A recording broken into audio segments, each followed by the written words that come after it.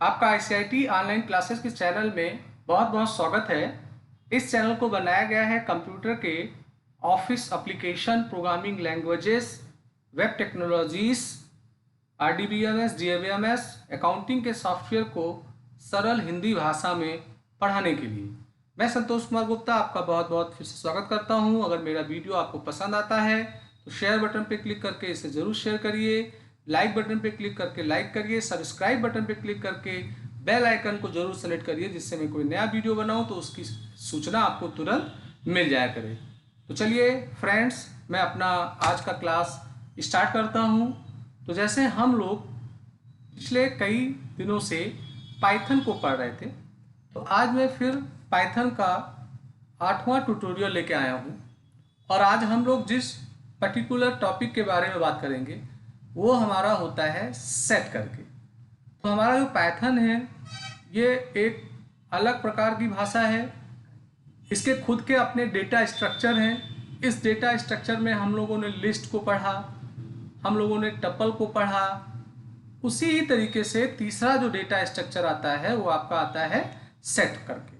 तो आज का जो पूरा का पूरा क्लास होगा वो इसी के ऊपर आधारित होगा। तो चलिए पहले जानते हैं कि ये सेट आखिर होता क्या है। तो जैसे सेट की हिंदी होती है समूह, बहुत सारे लोगों को आप एकत्र कर लीजिए तो उसे बोलते हैं सेट। तो हमारा जो पाइथन होता है इसमें आप सेट का प्रयोग करते हैं, तो इसमें बहुत सारे डेटा आइटम को आप एकत्र करते हैं और उनको एकत्र करने का कोई आर्डर नहीं होता है, इसीलिए इसे अनऑर्डर्ड कलेक्शन बोला गया है। और इसमें हम लोग विभिन्न प्रकार के आइटम्स को रखते हैं और उन्हें रखने के लिए हम लोग कर्ली ब्रेसेस का प्रयोग करते हैं। और एक विशेष इसका नेचर ये है कि इसमें हम डुप्लीकेट वैल्यू को नहीं कर सकते। पीछे हम लोगों ने जो लिस्ट और टपल देखा था उसमें भी हम लोग बहुत सारे वैल्यूओं को, डेटा को एकत्र करते थे, मगर उनमें हम लोग डुप्लीकेट को कर पाते थे एकत्र। यहाँ डुप्लीकेट का आपको अनुमति नहीं, सारे वैल्यू यूनिक होने चाहिए, नंबर 1। और दूसरी बात यह है कि उन वैल्यूओं को आप किसी भी स्थिति में बदल नहीं सकते हैं, आप उन्हें किसी भी स्थिति में उनको चेंज नहीं कर सकते हैं। ये इसका एक विशेष नेचर होता है। एक और ख़ास बात है, ये जो ख़ास बातें मैं बता रहा हूँ ये हमारा लिस्ट और टपल से किस रूप से सेट अलग है वो आपको मैं बताने के लिए बता रहा हूँ। लिस्ट और टपल में हमारे प्रत्येक डेटा को आइडेंटिफाई करने के लिए हम लोग इंडेक्स का प्रयोग करते थे। यहाँ आपको कोई भी इंडेक्सिंग की फैसिलिटी नहीं मिलेगी। आप किसी विशेष एलिमेंट को डायरेक्ट एक्सेस नहीं कर पाते हैं, क्योंकि यहाँ इंडेक्स आपको मिल ही नहीं रहा है। जैसे एरे है, स्ट्रिंग है, आपका पाइथन में लिस्ट है, टपल है, तो इसमें प्रत्येक डेटा आइटम का इंडेक्स बन जाता है। इससे हम लोग इसे बहुत आसानी से किसी एक विशेष डेटा को एक्सेस कर लेते हैं। पर यहाँ इंडेक्स है ही नहीं, तो आप किसी एक विशेष एलिमेंट को एक्सेस नहीं कर पाएंगे। आपको अगर इन्हें यूज में लाना है तो आपको सारी वैल्यूओं को प्रिंट करना होगा। हाँ, एक काम कर सकते हैं कि लूप चला के हम उसके एलिमेंट्स को एक एक करके फैच कर सकते हैं और वहाँ पर हम कोई शर्त या कंडीशन लगाना चाहें तो हम लगा सकते हैं। तो जब आपके सामने ऐसी स्थिति आए जहाँ आपको विभिन्न प्रकार के डेटा का कलेक्शन करना हो, उन डेटा में डुप्लीकेट आपको नहीं करना हो, उन डेटा को एक दृढ़ के रूप में रखना हो, माने उसमें कोई बदलाव ना कर पाएँ, उसका इंडेक्स ना हो जिससे हम उसके एलिमेंट को एक्सेस कर पाएँ, और लूप चला के हम उनके वैल्यूओं को या प्रिंट करके सीधे उनके वैल्यूओं को हम एक्सेस कर पाएँ, तो जब ऐसी आवश्यकता हमारी होती है पाइथन में तो हम आप प्रयोग में लाते हैं सेट डेटा। तो ये हमारा पाइथन में हमारा सेट हो जाता है। अब बात आता है कि हम लोग सेट को क्रिएट कैसे करते हैं। तो देखिए, सेट को क्रिएट करने के लिए हमें अपने वैल्यूओं के बीच में सेपरेटर के रूप में कामा का प्रयोग करना होता है और कर्ली ब्रेसेस के अंदर हम वैल्यूओं को पैक करते हैं। यानी कि आप सेट का नाम लिखेंगे, फिर इक्वल लगाएंगे, फिर ओपन करेंगे कर्ली ब्रेसेस, फिर डेटा आइटम के बीच में कामा कामा लगाते हुए लास्ट में आप कर्ली ब्रेसेस को बंद कर देंगे। इसके साथ साथ अगर आपको सेट बनाना है तो यहाँ आपको दो तरीके मिलते हैं। एक तरीका है कि आप कर्ली ब्रेसेस के माध्यम से सेट बना लीजिए, या आपको एक सेट करके मेथड मिलेगा, फंक्शन मिलेगा। हम इसके मदद से भी सेट का निर्माण करने का काम करेंगे। तो चलिए लगे हाथ हम लोग इनका एक प्रयोगात्मक यूज भी देख लें कि हम इन्हें कैसे यूज करेंगे। तो सबसे पहले हम लोग बात कर रहे हैं कि सेट का निर्माण कैसे करेंगे। और सेट का निर्माण करने के लिए चूंकि दो फैसिलिटीज आपको मिलते हैं। एक फैसिलिटी मिलता है कि हम कर्ली ब्रेसेस के माध्यम से कर लें, और एक फैसिलिटी हमें मिलता है कि हम सेट के माध्यम से कर लें। तो फिलहाल अभी कर्ली ब्रेसेस के माध्यम से हम लोग सेट का निर्माण करेंगे। तो यह हमारा पहला एग्जाम्पल है।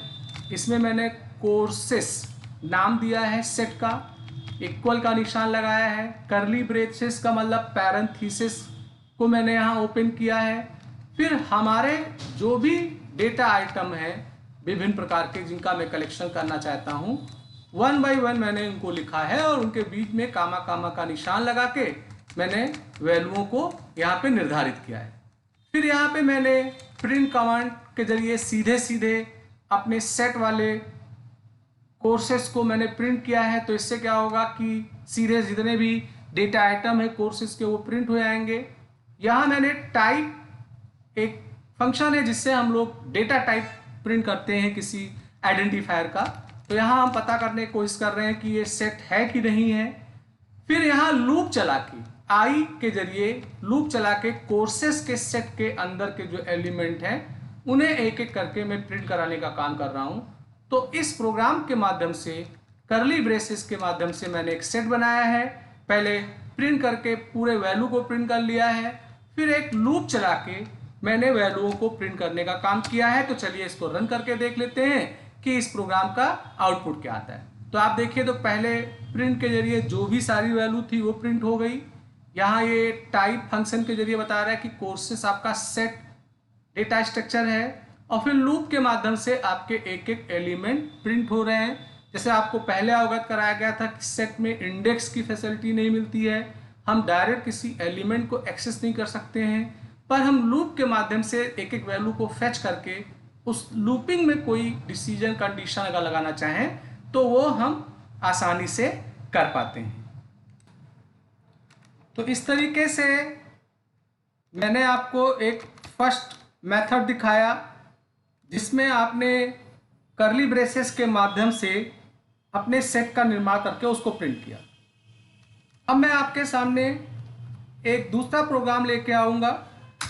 इस प्रोग्राम में मैं क्या करूँगा कि एक मेथड होता है सेट करके, तो हम सेट मेथड के माध्यम से भी अपने सेट का निर्माण कर सकते हैं। तो बातें वही पहले वाले ही प्रोग्राम के तरीके का है, बस अंतर ये है कि पहले वाले में हम लोगों ने किसी सेट मेथड का न प्रयोग करके सीधे कर्ली ब्रेसेस में अपने आइटम्स को लिखा था, पर यहाँ पर सेट मेथड के जरिए हम लोग अपने आइटम्स को सेट में स्टोर कर रहे हैं। तो थोड़ा सिंटेक्स ये हो आता है कि आप सेट का नाम लिखेंगे, इक्वल लिखेंगे, सेट एक फंक्शन है वो लिखेंगे, कर्ली ब्रेसेस खोलेंगे, बड़ा ब्रैकेट खोलेंगे और इसमें कामा कामा लगा के जितने भी आइटम्स हैं उनको लिखेंगे, फिर बड़े ब्रैकेट को बंद किया, कर्ली ब्रेसेस को बंद किया। तो ये एक सेट का निर्माण हुआ और यहाँ सिंपल पूरे सेट को एक साथ प्रिंट किया गया है, उसका टाइप प्रिंट किया गया है और लूप चला के उसके वैल्यूओं को यहाँ पे प्रिंट किया जा रहा है।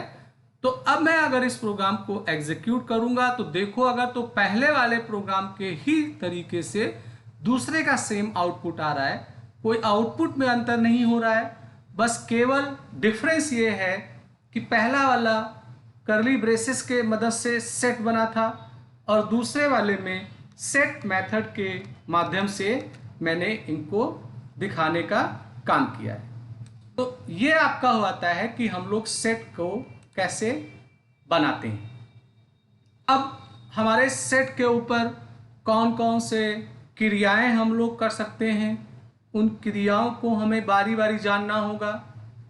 तो हम लोग विभिन्न प्रकार के अंकगणितीय क्रिया अपने पाइथन के ऊपर कर सकते हैं, जैसे यूनियन का काम, इंटरसेक्शन का काम, डिफरेंस का काम, कंपैरिजन का काम, ये ऐसे और भी बहुत सारे बातें हैं जो हम लोग सेट के ऊपर परफॉर्म करते हैं।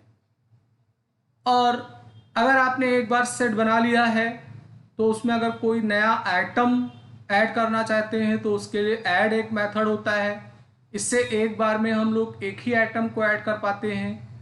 एक अपडेट करके आपको मेथड मिलता है, इसमें हम एक बार में एक से अधिक वैल्यूओं को अपने सेट में ऐड कर सकते हैं। तो ऐड और अपडेट का रोल यही है, नया आइटम सेट में ऐड करना। इससे एक एक होता है ऐड, और इसमें आप कलेक्टिव ऐड कर सकते हैं, ये फायदा होता है। रिमूव भी कर सकते हैं, अगर आपने सेट बनाया है तो उसके किसी विशेष आइटम को आप रिमूव कर सकते हो, या पूरे के पूरे सेट को भी आप इम्पटी कर सकते हो। तो एक होता है डिस्कार्ड, एक होता है रिमूव। इनके माध्यम से हम जिसे डिलीट करना चाहते हैं उस आइटम का हम नाम लिखते हैं और वो आइटम हमारा रिमूव होता है। पॉप में हम किसी आइटम का नाम नहीं लिखते हैं, बाय डिफ़ॉल्ट जो लास्ट आइटम होता है वो रिमूव होता है। और क्लियर से पूरा का पूरा जो हमारा पॉप होता है वो हमारा इम्पटी हो जाता है। तो आपको मैं प्रयोगात्मक यूज दिखाऊंगा कि कैसे इनका हम लोग प्रयोग करते हैं।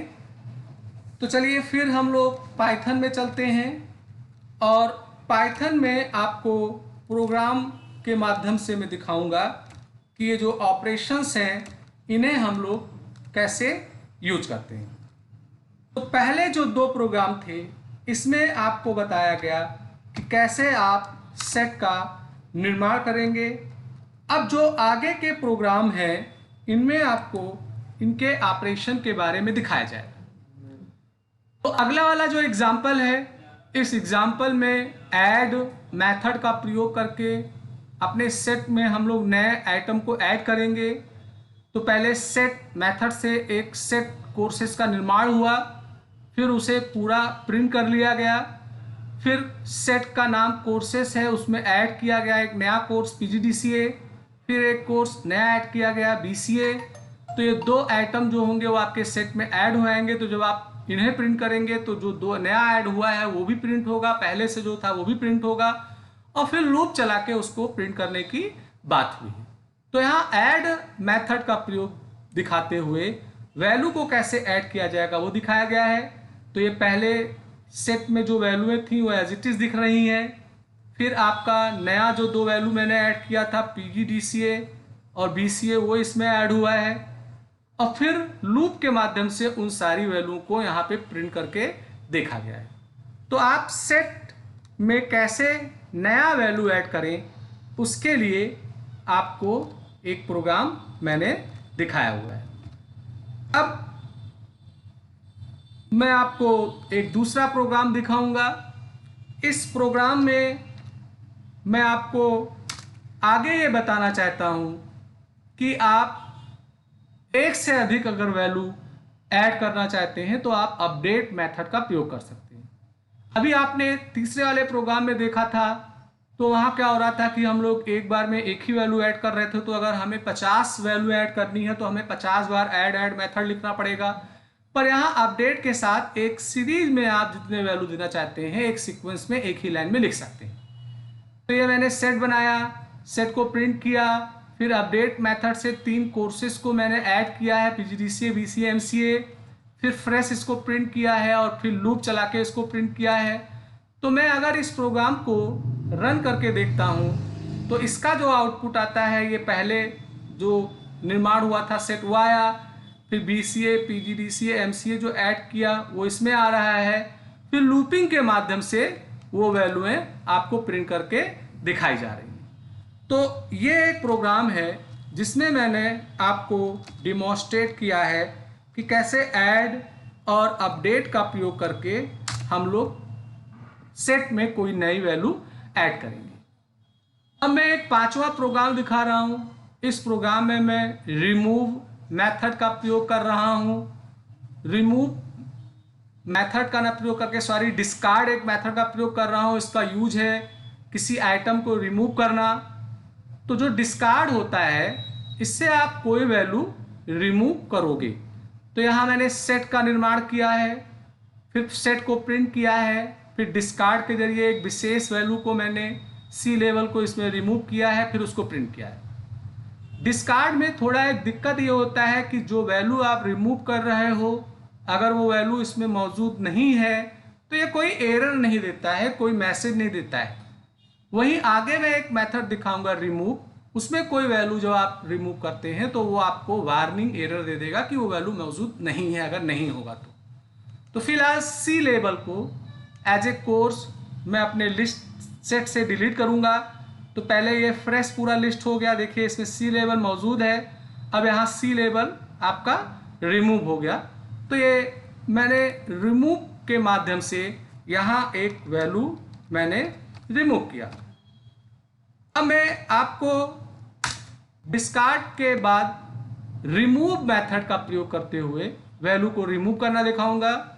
यहाँ एक बात है विशेष कि अगर आपकी वैल्यू मौजूद नहीं होगी जिसे आप रिमूव कर रहे हो तो ये वार्निंग देता है, ये इसके साथ बेनिफिट होता है। तो देखिए यहाँ मैंने एक सेट बनाया है, प्रिंट किया है, रिमूव कर रहा हूँ के लेवल को जानबूझ करके, तो के लेवल यहाँ कहीं नहीं है। तो अगर डिस्कार्ड में मैं करता के लेवल और के लेवल अगर लिस्ट में नहीं होता तो कोई वार्निंग नहीं देता है, मगर ये हमें वार्निंग देगा। तो चलिए पहले इसी को ही एग्जीक्यूट करके देख लेते हैं। तो चूंकि के लेवल मौजूद नहीं है तो देखिए यहाँ पे एरर आ रहा है, पर अगर इसी को आप डिस्कार्ड के साथ करेंगे तो एरर वो नहीं देता है, यही अंतर होता है। तो आपका जो रिमूव है ये आपको एरर मैसेज देता है, यही इसके साथ फायदा है। अब मैं चाहता हूं कि इसमें से मैं ट्रिपल सी को रिमूव कर दूं, तो यहां मैंने ट्रिपल सी लिख दिया है। अब मैं जब इसको रन करूंगा तो आप देखो ये एरर नहीं देगा, इसमें जो ट्रिपल सी कोर्स था वो अब डिलीट हो चुका है। तो ये अंतर होता है हमारा रिमूव और डिस्कार्ड की। अब मैं आपको आगे दिखा रहा हूं पॉप एक फंक्शन होता है। तो पॉप फंक्शन होता है कि जो लास्ट वैल्यू होती है उसको वो बाय डिफॉल्ट रिमूव करता है, इसमें हमें कोई आइटम का नाम नहीं लिखना होता है। तो यहाँ खाली सेट का नाम और पॉप मैंने लिखा है। तो मैं अगर इसे रन करता हूँ तो आप देखो यहाँ पे ट्रिपल सी, लास्ट का मतलब ये राइट टू लेफ्ट अपने आप को काउंट करता है, तो ट्रिपल सी अब आपका यहाँ पे रिमूव हो चुका है। तो ये आपका होता है पॉप। अब पॉप के बाद एक आपके लिए और फंक्शन होता है क्लियर। इससे क्या होता है कि पूरी की पूरी लिस्ट आपकी इम्पटी आती है, यानी कि आपका कोर्सेस नाम का सेट तो रह जाएगा पर उसके जो डेटा आइटम है वो पूरे के पूरे डेटा आइटम क्लियर हो जाते हैं, इम्पटी हो जाता है आपका सेट। तो इसको मैं रन करके अगर देखूं तो यहाँ पहले मैंने जो प्रिंट किया था वो सारी वैल्यू प्रिंट हुई, फिर अब आपका सेट यहाँ पे चूंकि इम्पटी हो गया है इसलिए कोई वैल्यू ना प्रिंट करके केवल वो सेट यहाँ पे प्रिंट कर रहा है। तो फ्रेंड्स ये कुछ आपके फंक्शन थे, मेथड थे, जिन्हें मैंने आपको वन बाय वन यूज करके दिखाया।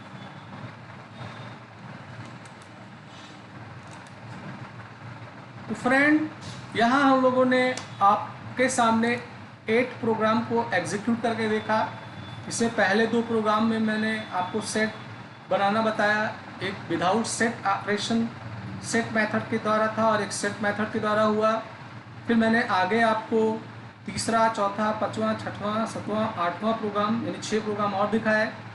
इसमें मैंने पहले वाले प्रोग्राम में ऐड मेथड का प्रयोग किया, फिर अपडेट का किया, फिर उसके बाद डिस्कार्ड, रिमूव, पॉप और क्लियर का किया। अब आपका जो सेट डेटा स्ट्रक्चर है इसमें हम लोग यूनियन का भी कैलकुलेशन कर सकते हैं। तो अगर 2 सेट है और उसमें अगर मुझे यूनियन कैलकुलेट करना हो तो इसके लिए 2 मेथड है। मैं अभी बताऊंगा कि यूनियन का उद्देश्य क्या है। एक ये ऑपरेटर होता है पाइप ऑपरेटर और एक यूनियन मेथड होता है। इनमें से किसी भी एक का प्रयोग करके हम यूनियन कैलकुलेट कर सकते हैं। यूनियन का उद्देश्य क्या होता है? जो दो सेट हैं, दोनों के कंटेंट को, आइटम को एक साथ मिक्स करके ये दिखाने का काम करता है, ये इसका यूज होता है। यानी कि जो आपका सेट 1 है और आपका जो सेट 2 है, उन दोनों के वैल्यूओं को कंबाइन करके एक लिस्ट बना के उसको प्रिंट करने का काम करता है। तो चलिए लगे हाथ इन दोनों प्रोग्राम को पहले एग्जीक्यूट करके देख लिया जाए, और इससे फ़ायदा होगा कि जो मैं आपको पढ़ाता जा रहा हूँ साथ साथ में उसका प्रोग्राम भी दिखाता जा रहा हूँ, तो आपको वो ज़्यादा क्लियर हो रहा हो। तो यहाँ मैंने एक प्रोग्राम लिखा हुआ है। इस प्रोग्राम में मैंने एक डे 1 नाम का सेट बनाया है। इसमें मैंने मंडे से ट्यूसडे, वेडनेसडे, थर्सडे यानी 1, 2, 3, 4 डेज लिखे हैं, और एक सेट मैंने बनाया है 2 करके। इसमें अगले जो 3 डे हैं मैंने उनको लिखा है। मेरा प्लानिंग ये है कि जो डे 1 है, डे 2 है, इन दोनों के आइटम को वो कंबाइन करके एक लिस्ट के रूप में प्रिंट कर दे। तो देखो यहाँ मैंने यूनियन का प्रयोग किया। तो यूनियन के लिए मैंने ये जो पाइप वाला सिंबल है मैंने इसका इस्तेमाल किया है, और मैंने इसके साथ इसको प्रिंट किया। तो जब आप इसको रन करके देखेंगे तो आप सिंपल दोनों का जो आउटपुट है वो एक सेट में मिक्स होके दिख जाएगा। आपका सेट 1 का भी दिख रहा है डेटा, और आपका सेट 2 का भी दिख रहा है। तो ये हमारा यूनियन का यूज़ होता है। अब इस यूनियन को वो लोग और ज़्यादा बेहतर तरीके से प्रयोग कर सकते हैं जो लोग स्टैटिक्स वगैरह के स्टूडेंट्स हैं। तो उसमें सेट थ्योरी वगैरह होता है, तो हम लोग वहाँ पर इसका इम्प्लीमेंट कर सकते हैं। फ़िलहाल मैं केवल पाइथन के नज़रिए से इसे समझा रहा हूँ कि ये कैसे यूज में आते हैं। अब आप चाहो तो वो पाइप का निशान ना लगा के आप सीधे यूनियन, एक मेथड मिलता है, आप इसके माध्यम से भी यूनियन का कैलकुलेशन कर सकते हैं। तो चीज़ वही है, पूरा का पूरा 2 सेट बनाया गया है, बस यहाँ यूनियन जो मेथड है उसके माध्यम से मैंने इनको कंबाइन किया है। तो इसके साथ मैं इन्हें रन करता हूँ तो सेम आपको आउटपुट यहाँ भी दिखाई देगा। दोनों सेट को वो कंबाइन कर देता है। तो ये आपका हो जाता है कि कैसे आप यूनियन का कैलकुलेशन करेंगे अपने 2 सेट। तो फ्रेंड्स, इस तरीके से हम लोगों ने सेट के संबंधित 10 प्रोग्राम्स एग्जीक्यूट करके देखे। पहले 2 प्रोग्राम में मैंने आपको दिखाया कि सेट का निर्माण कैसे करते हैं, क्योंकि निर्माण करने के 2 मेथड हैं। अगले 6 प्रोग्राम में मैंने आपको दिखाया कि उसके ऊपर ऐड या रिमूव के ऑपरेशंस कैसे करते हैं, और फिर अगले 2 प्रोग्राम में मैंने यूनियन का यूज करके दिखाया। अब आपका एक होता है इंटरसेक्शन। इंटरसेक्शन का क्या प्रयोग होता है? इंटरसेक्शन भी हम लोग 2 सेट पे चलाते हैं, और ये क्या करता है कि दोनों सेट में जो कॉमन एलिमेंट्स होते हैं, डेटा होते हैं, उनको प्रिंट करता है। यूनियन का रोल ये था कि पहले को भी उठा लेगा और दूसरे के भी सारे आइटम को उठा लेगा और दिखा देगा। इंटरसेक्शन का यूज होता है कि पहले और दूसरे में जो कॉमन, उन्हें प्रिंट करेगा। अब आप में से जिन लोगों ने डीबीएमएस RDBMS पढ़ा होगा, तो एसक्यूएल स्टेटमेंट में हम लोग इनका प्रयोग ज्वाइन के समय करते थे। तो फिलहाल मेरा यहाँ उद्देश्य है इनको समझाना। इसके लिए भी 2 ऑपरेटर है, एक ये एम्परसेंड के निशान से आप इंटरसेक्शन कर सकते हैं, और एक आपको इंटरसेक्शन करके मेथड भी मिलता है। तो चलिए सीधे फिर इंटरप्रेटर में चलते हैं इसके, और आपको मैं दिखाऊं कि कैसे इंटरसेक्शन का प्रयोग किया जाता है। ये मैं आपको दिखाने का काम कर रहा हूं। तो यहाँ इंटरसेक्शन का अगर आप यूज देखो तो पहले सेट 1 बनाया गया है, फिर सेट 2 बनाया गया है, फिर प्रिंट में एम्परसेंड का निशान चूंकि इंटरसेक्शन के लिए है वो लगाया गया है सेट 1 और सेट 2 के बीच में। तो ये करेगा दोनों में कॉमन। दोनों में कॉमन कौन है? राम नीचे नहीं है, मोहन, देखिए मोहन मोहन दोनों में है, जफर नहीं है, मोदी। तो राम और मोदी जो है वो लिस्ट 1 में भी मौजूद है, सेट 1 में भी मौजूद है और सेट 2 में भी मौजूद है। तो ये आपको उन्हीं वैल्यू को ही प्रिंट करके देगा। देखिए मोहन और मोदी प्रिंट होके आ रहे हैं, क्योंकि मोहन और मोदी जो हैं वो आपके दोनों में कॉमन है। मोहन मोहन यहाँ भी है और मोदी यहाँ भी। इसी तर्ज पे आपका एक इंटरसेक्शन मेथड भी है, हम डायरेक्ट उसके माध्यम से भी इंटरसेक्शन कर सकते हैं। तो बात वही है, 2 सेट बनाया गया है, सेट वही है, राम मोहन जफर मोदी, मोहन मोहन और मोदी मोदी कॉमन है। यहाँ इंटरसेक्शन फंक्शन का प्रयोग करके सेट 1 और सेट 2 पे कैलकुलेशन किया गया है। तो आउटपुट इसके जरिए आपको वही ही मिलना है जो आपको पहले वाले के जरिए मिला था। तो ये हो जाता है आपका इंटरसेक्शन। अब एक होता है डिफरेंस करके। तो डिफरेंस में क्या होता है कि हम 2 सेट के बीच में कैलकुलेट कर सकते हैं डिफरेंस। इसके लिए 2 वैरायटी आपको मिलेगा, एक सब्ट्रैक्शन का निशान लगा के कर सकते हैं और एक डिफरेंस मेथड भी मिलेगा। इसका रिजल्ट ये होता है कि जितने भी एलिमेंट हैं सेट 1 में और वो सेट 2 में प्रेजेंट है उनको रिमूव कर देता है। Removing all element from set 1 that are present in set 2। तो पहले वाले सेट 1 का जो वैल्यू दूसरे में मौजूद है उसको वो रिमूव करके आपको प्रिंट करता है। तो चलिए इसको भी हम लोग एग्जीक्यूट करके देख लेते हैं। इसके लिए मैंने 13 प्रोग्राम बनाया है, 13वां प्रोग्राम इसके लिए यूज होगा। तो सेट के लिए 13 एग्जाम्पल है। तो यहाँ देखिए राम मोहन जफर मोदी है, रोहन मोहन मोदी कोमल है, और यहाँ सब्ट्रैक्शन का निशान लगाया गया है। तो जो सेट 1 की वैल्यू सेट 2 में मौजूद है, कौन मौजूद है, मोहन और मोदी मौजूद है, तो उन्हीं को वो रिमूव कर देगा। ये इसका यूज होता है। तो देखिए आपका जफर और राम यहाँ पे प्रिंट होके आ रहे हैं। जफर और राम इसलिए प्रिंट होके आ रहे हैं क्योंकि जफर जो है ये इसमें मौजूद नहीं है और राम इसमें मौजूद नहीं है। तो मोहन मौजूद था और मोदी मौजूद था, तो इसे आउटपुट सेट 1 का ही दिखाना है। सेट 2 से इसकी कोई बातचीत नहीं होगी। बस करेगा क्या कि ये कंपैरिजन करेगा कि जो सेट 1 की वैल्यू है अगर वो सेट 2 में है तो उसको सेट 1 से रिमूव कर देगा। तो राम चूंकि इसमें मौजूद नहीं है, मोहन मौजूद है और मोदी मौजूद है, तो वो उस आधार पे आपको जवाब यहाँ पे दिखा रहा है जफर और राम और जफर दिखा रहा है।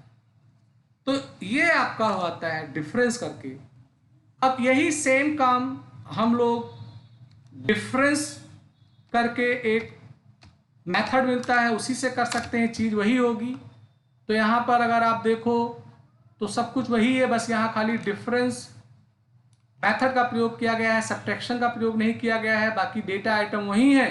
तो इसमें भी जफर राम जफर का आपको आउटपुट दिखाई पड़ेगा। तो ये आपका हो जाता है कि डिफरेंस का काम कैसे करेंगे, वो चीज मैंने आपको यहाँ पे दिखाया। अब आपका एक जो होगा वो कंपैरिजन है, ये लास्ट है आपका। कंपैरिजन का मतलब हम लोग 2 सेट के बीच में कंपैरिजन ऑपरेटर का यूज कर सकते हैं। Greater than, less than equal, greater than equal का यूज कर सकते हैं। और जवाब के रूप में यही आपको बताएगा कि वो दोनों इक्वल हैं, कि वो सुपर सेट हैं, कि सबसेट हैं। ये आपको जवाब बताता है, कंपैरिजन कर सकते हैं। तो चलिए इसके लिए मैंने एक प्रोग्राम बनाया हुआ है, उस प्रोग्राम को मैं ओपन करता हूँ। ये लास्ट 15 प्रोग्राम है, थोड़ा सेट वाला चैप्टर हमारा बड़ा हुआ है, बाकी टपल और लिस्ट छोटे थे। तो यहाँ मैंने क्या किया है, 3 सेट बनाया है, डेज 1, डेज 2, डेज 3 बनाया है। और इनमें मैंने वैल्यूओं को कुछ ऐड किया है। पहले कंपैरिजन किया है डेज 1 को डेज 2 से, डेज 1 को तुलना किया है ग्रेटर देन से डेज 2 से।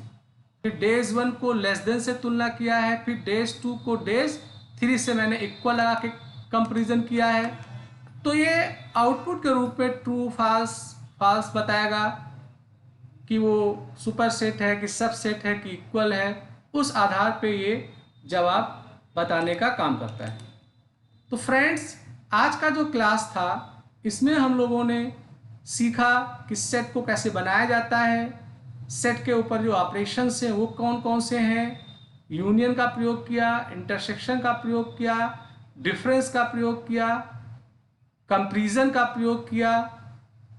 तो ये आज का मेरा क्लास था सेट के संबंधित। तो अगर मेरा वीडियो अच्छा लगा हो तो लाइक करिए, शेयर करिए, सब्सक्राइब करिए, बेल आइकन को सेलेक्ट करिए, जिससे मैं कोई नया वीडियो बनाऊं तो उसका अलर्ट आपको तुरंत मिल जाया करे। तो मैं आपके आज के क्लास को यहीं स्टॉप करता हूं। आपका दिन बहुत शुभ हो।